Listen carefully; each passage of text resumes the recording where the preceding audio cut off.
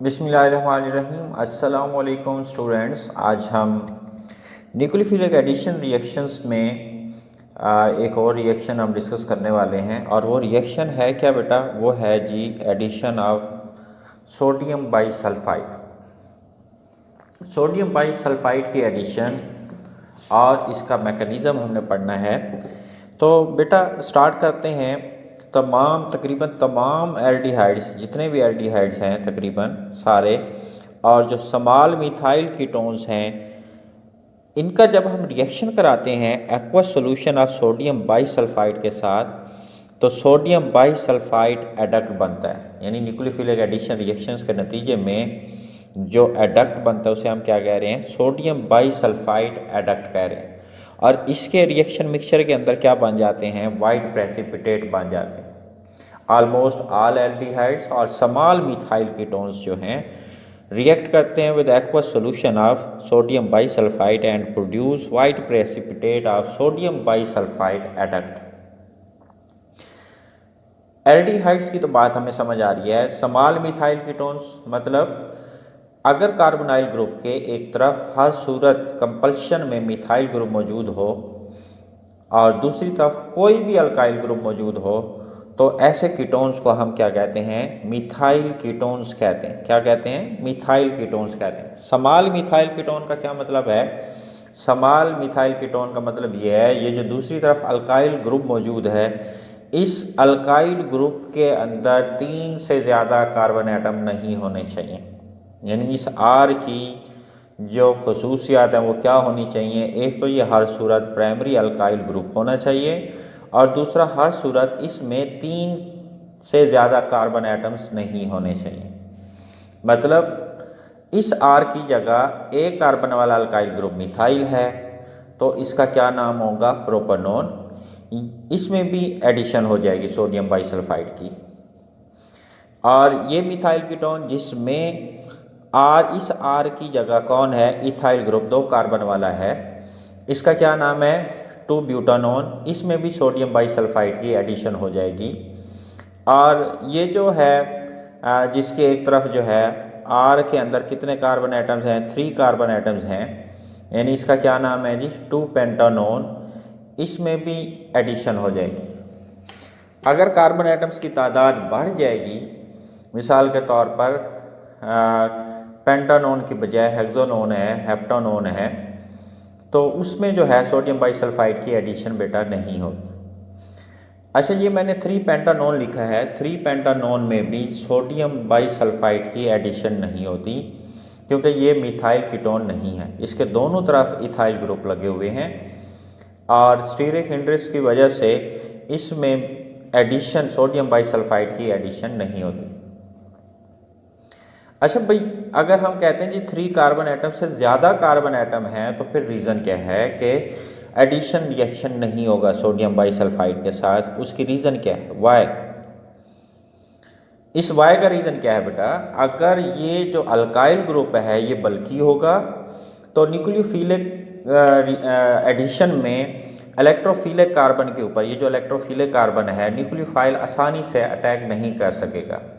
Electronic repulsion की वजह से बिटवीन बल्की ग्रुप, अगर 3 कार्बन एटम से, ये 3 कार्बन एटम से अगर ये बड़ा ग्रुप है, तो न्यूक्लियोफाइल जो है, कोई भी न्यूक्लियोफाइल है, वो इस इलेक्ट्रोफिलिक कार्बन के ऊपर अटैक नहीं कर सकेगा due to electronic repulsion between bulky alkyl group and incoming nucleophile.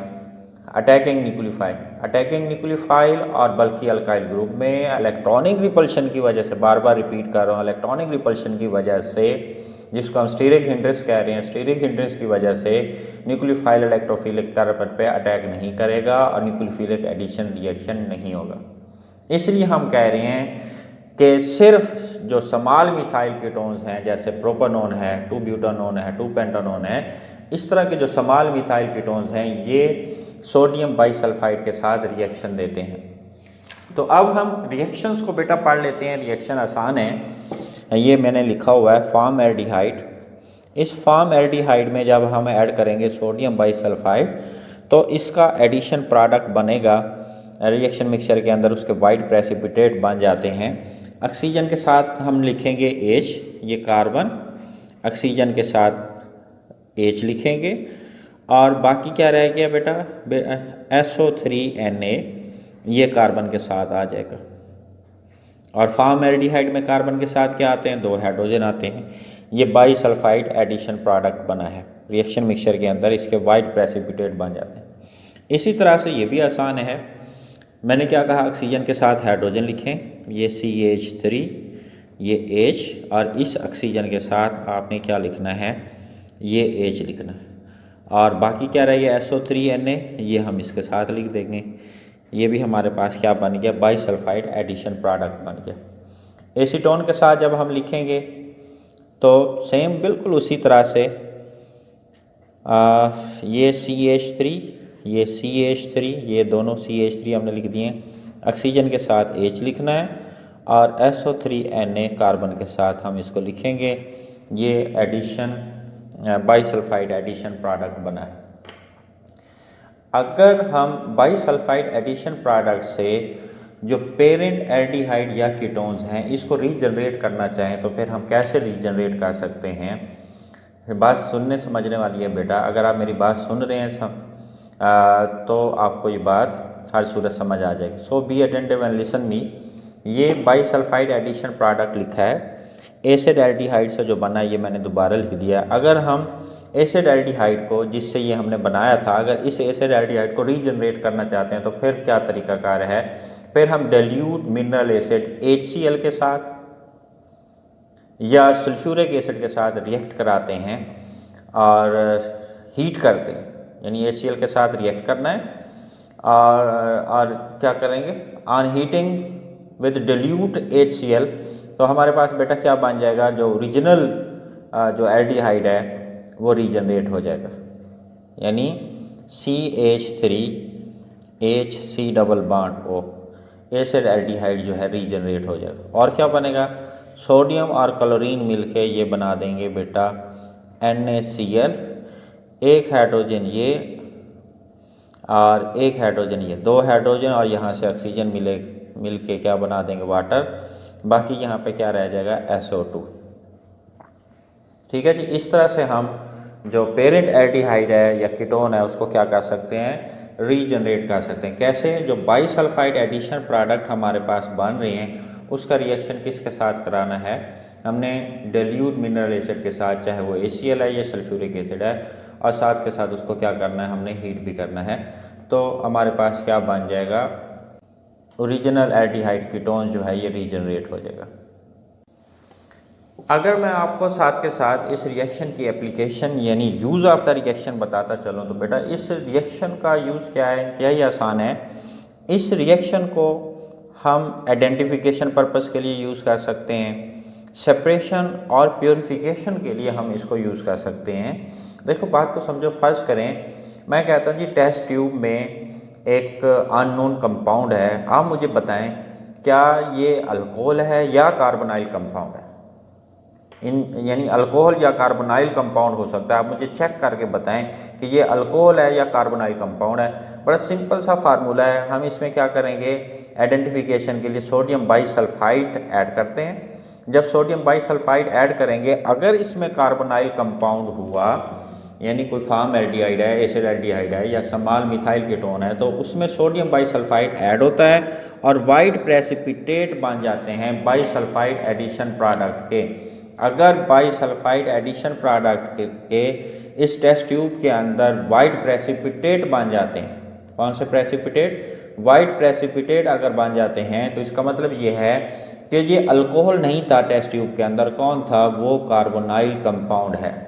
Alcohol नहीं है बल्कि कौन है, कार्बोनाइल कंपाउंड है। इस तरह से हमने आइडेंटिफाई कर लिया कि इसमें मौजूद कौन सा कंपाउंड है, कार्बोनाइल।